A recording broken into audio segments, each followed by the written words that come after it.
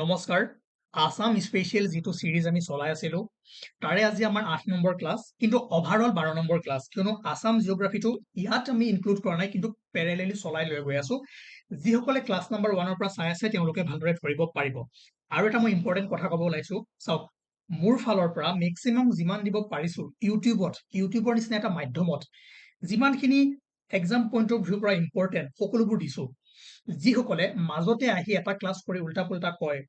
তেওঁলোকে বস্তুবোৰ ধৰিব নোৱাৰিব কাৰণ আপোনালোকে ক্লাছ নম্বৰ 1 ৰ পৰা কৰি আহক বহুখিনি ব্যক্তিৰ বিষয়ে বহুখিনি যিখিনি ফেক্টছ লাগে যিখিনি ইম্পৰ্টেন্ট বস্তু সিমানখিনি দিছোৱে দুই এটা বস্তু যি ৰৈ গৈছে আপোনালোকৰ নিজৰ কাম চাওক কিন্তু ইম্পৰ্টেন্ট এইখিনি বস্তু যদি আপোনালোকে ভালদৰে চাই থয় 90% কভাৰ হৈ যাব এক্সামৰ কাৰণে আৰু এটা কথা মই হোৱাটছএপ নাম্বাৰটো মই বন্ধ কৰি দিলো কিয়নো মই আচলতে ডাউট থাকিবৰ কাৰণে কিবা হেল্পৰ কাৰণে নাম্বাৰটো খুলি দিছিলো কিন্তু বহুতে মিছ ইউজ কৰিছে উল্টা পুল্টা কথা কৈ সময়বোৰ নষ্ট কৰে আৰু আপোনালোকক পঢ়োৱা মুডটো নাইকিয়া কৰি পেলাই সেইকাৰণে অকল কোৰ্চ ৰিলেটেড যদি পিডিএফ ল'ব বিচাৰে বা কোৰ্চ ল'ব বিচাৰে তেতিয়াহে আপোনালোকে কন্টেক্ট কৰিব তাৰ বাহিৰে যদি মেছেজ কৰিও মই চিন নকৰিম বা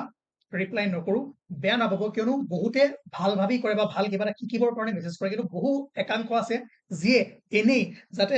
মৰেল ডাউন হৈ যায় যাতে পঢ়োৱা বন্ধ কৰি দিয়ক সেই হিচাপত বহুতে কাম কৰি আছে মই গম পাইছো আৰু তেওঁলোকক মই আজিকালি স্কিপ কৰি দিছো আৰু তাৰ লগতে যিসকলে ভালকেও কিবা ডাউট সুধিবৰ কাৰণে বা কিবা জানিবৰ কাৰণে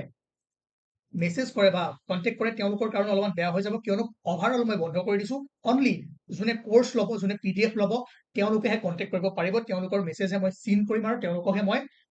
তেওঁলোকৰ লগত কথা পাতিম ঠিক আছে ওকে বাদ দিয়ক আজি আমাৰ 8 নম্বৰ ক্লাছ ইয়াৰ আগলৈকে আমি যিখিনি পঢ়িলো 1 ৰ পৰা 7 নম্বৰ ক্লাছলৈ বা জিঅ'গ্ৰাফি 4টা ক্লাছ ৰিভাইজ কৰিব কিয়নো আকৌ যদি কৰো সময় গুচি যাব আমাৰ মেইন উদ্দেশ্য হ'ল যে কম সময়ত বেছি পঢ়া ঠিক আছে গতিকে আজি যদি চাওঁ আমি ৰাধা গোবিন্দ বৰুৱা চাওক এটা কথা কওঁ যিখিনি এমচিকিউ টাইপ এক্সাম হ'ব ঠিক আছে তাৰ কাৰণে সাফিচিয়েন্ট বাকি কিছুমানে যদি ৰিটেন এক্সামিনেশ্যন দিয়ে কনভেনচনেল এক্সামিনেশ্যন দিয়ে তাৰ কাৰণে আমি এজন ব্যক্তি আনিম ভালদৰে সেই সিৰিজটো মই নেক্সট উইকৰ পৰা আৰম্ভ কৰিম চিন্তা কৰিব নালাগে ঠিক আছে ওকে যদি চাই ৰাধা গোবিন্দ বৰুৱা বা আৰজি বৰুৱা আমি তেওঁক okay lion man of Assam বুলি কওঁ ঠিক আছে called as the lion man of Assam ঠিক আছে okay he establish the Assam Tribune a premier news paper group of north east ঠিক আছে সকলোৱে জানে সকলোৰে কমন আসাম ট্ৰিবিউন আমি কাৰেণ্ট এফেয়াৰ্ছৰ কাৰণে পঢ়ো বা যিয়ে নপঢ়ো আৰু এষ্টাব্লিছ কোনে কৰিছিলে ৰাধা গোবিন্দ বৰুৱাই মনত ৰাখিব সিংহ পুৰুষ বুলি কোৱা হয় সিংহ মানুহ ঠিক আছে কাক Radha Gobinda Baruah okay he serve as the first mayor of Guwahati municipal corporation যে গুৱাহাটী পৌৰসভাৰ পৌৰ নিগমৰ প্ৰথম মেয়ৰ কোন আছিলে ৰাধা গোবিন্দ বৰুৱা মনত ৰাখিব ঠিক আছে ভেৰি ভেৰি ইম্পৰ্টেণ্ট পাৰ্চন হয় এওঁৰ ওপৰত কুৱেশ্যন এখেতৰ ওপৰত কুৱেশ্যন অহাৰ সম্ভাৱনা আছে ফাৰ্ষ্ট মেয়ৰ আছিলে সিংহ পুৰুষ বুলি জনা যায় লায়ন মেন বুলি জনা যায় আৰু আসাম ট্ৰিবিউনৰ কি হৈছিল তেওঁ এষ্টাব্লিছ কৰিছিলে লগতে যদি চাই he was also the founder of Assam T auction centre comment কৰি জনাওক যে আসাম টি অকশ্যন চেণ্টাৰ কিমান চনত স্থাপিত হৈছিল ক'ত আছে যোৱাকালি ক্লাছত কৰিছো আসাম জিঅ'গ্ৰাফি লিংক কৰক আৰু he was also founder of Assam T auction চেণ্টাৰৰ কি আছিলে তেওঁ প্ৰতিষ্ঠাপক আছিলে তেওঁ অসম চাহ নিলাম কেন্দ্ৰৰ প্ৰতিষ্ঠাপক আছিলে ওকে আৰু এটা মনত ৰাখিব যে তেওঁৰ নেতৃত্বত গুৱাহাটী নেহেৰু ষ্টেডিয়াম নিৰ্মাণ কৰা হৈছিলে Guwahati Nehru stadium was built under his leadership আৰু 1977 চনত তেওঁ মৃত্যুবৰণ কৰে চ' জন্ম মৃত্যুৰ তাৰিখটো ইমান ইম্পৰ্টেণ্ট নহ'লেও এই যি 5টা পইণ্ট দিছো ঠিক আছে এই 5টা পইণ্ট মনত ৰাখক ইয়াৰ পৰা এমচিকিউ কুৱেশ্যন আহিব পাৰে ওকে আমি ৰাধা গোবিন্দ বৰুৱাৰ বিষয়ে পঢ়িলো তাৰপিছত যদি চাওঁ আৰু ইম্পৰ্টেণ্ট ব্যক্তি আছে আমাৰ উপেন্দ্ৰনাথ বৰ্ম আৰু বিৰুবালা ৰাভা ঠিক আছে উপেন্দ্ৰনাথ বৰ্ম আমি সকলোৱে কি জানো Bodofa Upendranath Brahma father of the Bodo তাৰ অৰ্থ হৈছে ফাদাৰ অফ দ্য বড়ো বা বড়োফা উপেন্দ্ৰনাথ বৰ্ম মেইন যদি চাই তেওঁৰ জন্ম যিটো তিথি জন্মদিন the birth anniversary of Bodofa Upendranath Brahma March 31 যাক অসমত ছাত্ৰ দিৱস হিচাপে কি কৰা হয় চেলিব্ৰেট কৰা হয় মনত ৰাখিব ছাত্ৰ দিৱস বা ছাত্ৰ দিৱস উপেন্দ্ৰনাথ বৰ্মৰ জন্মদিন 31 মাৰ্চ নাম্বাৰ 1 পইণ্ট মাৰ্চ 31 কি হয় জন্মদিন হয় কি হয় ছাত্ৰ দিৱস হয় তেওঁকে বড়োফা উপেন্দ্ৰনাথ বৰ্ম বড়োফা মানে ফাদাৰ অফ বড়ো তেওঁৰ বিষয়ে বিতংকৈ মই ক'লো নেক্সট উইকৰ পৰা এটা চিৰিজ আৰম্ভ কৰিম তাত আমি এজন পাৰ্চন ল'ম আৰু সেই ক্লাছটো সেই পাৰ্চনজনৰ ওপৰতে ডেডিকেটেড কৰি আমি ভালদৰে পঢ়িম এতিয়া জাষ্ট পইণ্টবোৰ মনত ৰাখি যাওক ওকে ঠিক আছে তাৰপিছত হৈছে বিৰুবালা ৰাভা কুৱেশ্যন অহাৰ বহুখিনি চান্স আছে বিৰুবালা ৰাভাৰ ওপৰত জানে তেওঁ mission Birubala she ran an organization called Mission Birubala which spreads awareness against witch hunting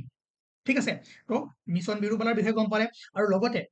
মনত ৰাখিব যে পদ্মশ্ৰী এৱাৰ্ড 2021 চনত তেওঁ Padmashri award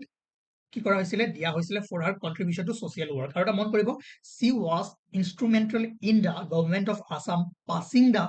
legislation on the prevention of and protection from witch hunting in 2015 ঠিক আছে জানি অসম চৰকাৰে যি আপোনাৰ ডাইনী হত্যাৰ ওপৰত বা ডাইনী সজাই আগতে অসমত এটা অন্ধ বিশ্বাস চলিছিলে বৰ্তমান বস্তুটো কমিছে কিন্তু সেই সময়ত এই বস্তুটো আপোনাৰ বহু চলি আছিলে আৰু আমি পিছত ভালদৰে ইয়াৰ ওপৰত ডিসকাস কৰিম আৰু তাৰ ওপৰত এটা এৱাৰনেস কেম্পেইন চলাইছিলে বিৰুবালাই ৰাভাই বহু কষ্ট কৰিছিলে আৰু তেওঁৰ সহযোগতে অসমৰ এই বিলখন পাছ হৈছিলে এই একখন পাছ হৈছিলে অসম বিধানসভাত আৰু সেই কাৰণে সোশিয়াল ওয়াৰ্কৰ কাৰণে তেওঁক 2021 চনত পদ্মশ্ৰী এৱাৰ্ড লাভ কৰা হৈছিল আৰু সমাজত কেনেকুৱা ধৰণৰ অৱদান আগবঢ়াইছিলে কি কৰিছিলে ডোন্ট वरी নেক্সট উইকৰ পৰা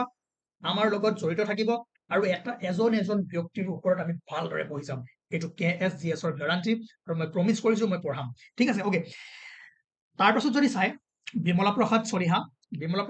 চলিহাৰ যদি চাই জন্ম হৈছিল 1910 চনত আৰু মনত ৰাখিব he was one of the longest serving chief minister of the state of Assam ঠিক আছে he became the chief minister in 1957 1957 চনত বিমলা প্ৰসাদ চলিহাই কি কৰিছিলে প্ৰথমবাৰৰ কাৰণে মুখ্যমন্ত্ৰী হিচাপে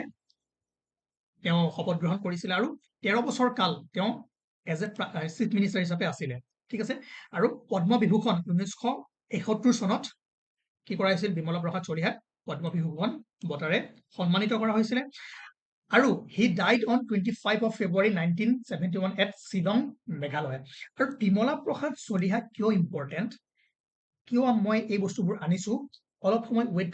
কৰক আসাম পলিটি ৰব আসাম পলিটি আমি পঢ়িবলৈ ষ্টাৰ্ট কৰিম তাত আমি অলপমান কন্টিনিউ কৰিম ঠিক আছে বাকি ব্যক্তি কেজনৰ বিষয়ে মই অলপমান কৈ গলো এতিয়া যেনেকৈ সিংহ পুৰুষ লায়ন মেন ৰাধা গোবিন্দ বৰুৱা তেনেকৈ আমি অসমৰ কিছুমান ব্যক্তি জানো যাক আমি সৰ্বনাম কিছুমানৰ জানো বা তেওঁক আমি সন্মান দিও কিছুমান নামেৰে মাতো তে এই কোৱেশ্চনবোৰ আপোনালোকৰ আহি থাকে তাৰে ভিতৰত চাব পাৰ্বতী প্ৰসাদ বৰুৱাক আমি গীতি কবি বুলি জানো ৰঘুনাথ চৌধুৰীক আমি বিহগী কবি বুলি জানো সকলোৱে জানে ৰজনীকান্ত বৰদলৈক আমি কি বুলি জানো উপন্যাস সম্ৰাট ৰেৱতী মোহন দত্ত চৌধুৰী শিলভদ্ৰ তৰুণৰাম ফুকন দেশভক্ত তৰুণৰাম ফুকন নবীন চন্দ্ৰ বৰদলৈক আমি কি বুলি জানো কৰ্মবীৰ মনত ৰাখিব কৰ্মবীৰ নবীন চন্দ্ৰ বৰদলৈ তাৰপিছত যদি চাই বিষ্ণুপ্ৰসাদ ৰাভাক আমি জানো কলাগুৰু আৰু এই কলাগুৰু নামটো কোনে প্ৰদান কৰিছিলে সেইটো আমি যোৱাকালিৰ ক্লাছত পঢ়িছিলো তেনেকৈ যদি চাই হেম বৰুৱা যাক আমি ত্যাগবীৰ বুলি জানো আনন্দ চন্দ্ৰ আগৰৱালাক ভাঙনি কোঁৱৰ বুলি জানো আনন্দ চন্দ্ৰ বৰুৱা বকুল বনৰ কবি আনন্দ চন্দ্ৰ আগৰৱালা আৰু বৰুৱা ভাঙনি কোঁৱৰ বকুল বনৰ কবি খেলি মেলি নকৰিব চন্দ্ৰ কুমাৰ আগৰৱালা প্ৰতিমাৰ খনিকৰ হেম বৰুৱাক আমি ত্যাগবীৰ বুলি কওঁ লোকপ্ৰিয় গোপীনাথ বৰদলৈ সকলোৰে মুখে মুখে আছে বিষ্ণুৰাম মেধি লৌহ মানৱ এই কুৱেশ্যনটো এবাৰ আহিছে ঠিক আছে কমলাকান্ত ভট্টাচাৰ্য অগ্নিকবি নলিনীবালা দেৱী অতীন্দ্ৰিয়বাদী কবি এই গ্ৰেট পাৰ্চন কেইজনক আমি এনেকুৱা এটা নামেৰেও জানো যাক আমি ছদ্মনাম বুলিও কওঁ বা তেওঁলোকক কিছুমান সন্মান দিও নাম দিয়া হৈছিলে ঠিক আছে যেনেকৈ কলাগুৰু নামটো কোনে দিছিলে কোনে অভিহিত তেওঁক সন্মানিত কৰিছিলে সেই সময়ত ভাৰতৰ প্ৰেসিডেন্ট কোন আছিল ডক্টৰ সৰ্বপল্লী ৰাধাকৃষ্ণন ঠিক আছে গতিকে কোৱেশ্যনবোৰ কেনেকৈ আহে আপোনালোকে অলৰেডি গম পাইছে আমি এমচিকিউ কৰিম আজি 2-4টা মান তাৰ পিছত এই লিষ্টখন আছে লিষ্টখনৰ মতে চাই ল'ব কাক কি বুলি কোৱা হয় মই ইম্পৰ্টেন্ট খিনি দিলো বাকি আপোনালোকে গোটেইখিনি মনত ৰাখিব লাগিব এইবোৰ পঢ়ুৱা বস্তু নহয় আপোনালোকে নিজে এবাৰ চাই ল'ব বা পিডিএফটো ল'লে নোটছখিনি ল'লে ইয়াত পাই যাব কাক কি বুলি কোৱা হয় ঠিক আছে ওকে গতিকে আজি আমি কেইটামান কুৱেশ্যন কৰো কুৱেশ্যন কৰিলে বেছি ভালদৰে ক্লিয়াৰিটি আহিব ঠিক আছে কোনখিনি কৰো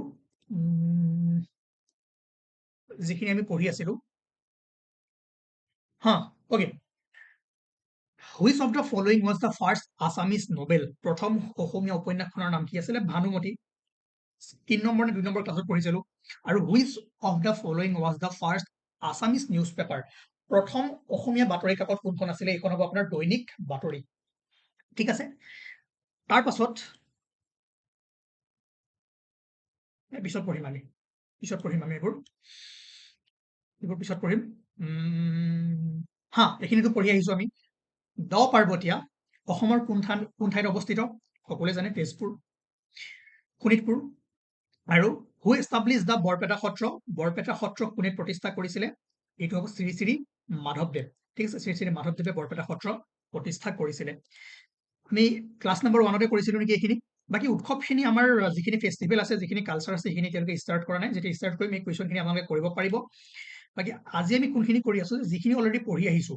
যিখিনি অলৰেডি আজি ক্লাছত কৰিছো, তাৰ ওপৰত কেনেকুৱা কুৱেশ্যন আহিব পাৰে সেইখিনি মই দেখুৱাই আছো।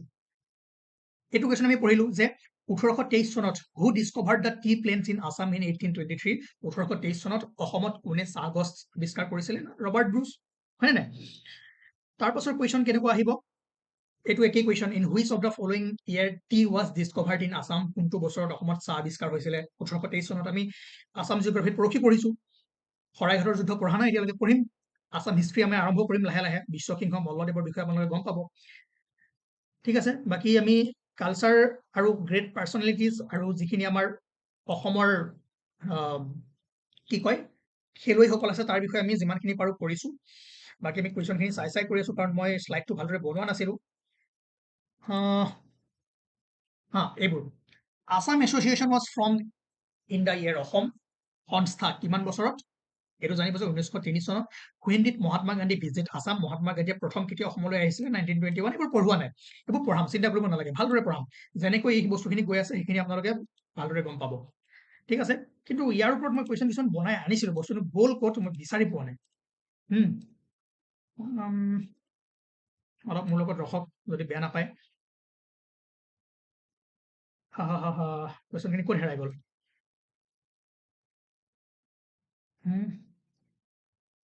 ঠিক আছে, আজি যিখিনি দিলো সেইখিনি ভালদৰে পঢ়ক। আমি হিষ্ট্ৰীখিনি লাহে লাহে আৰম্ভ কৰিম।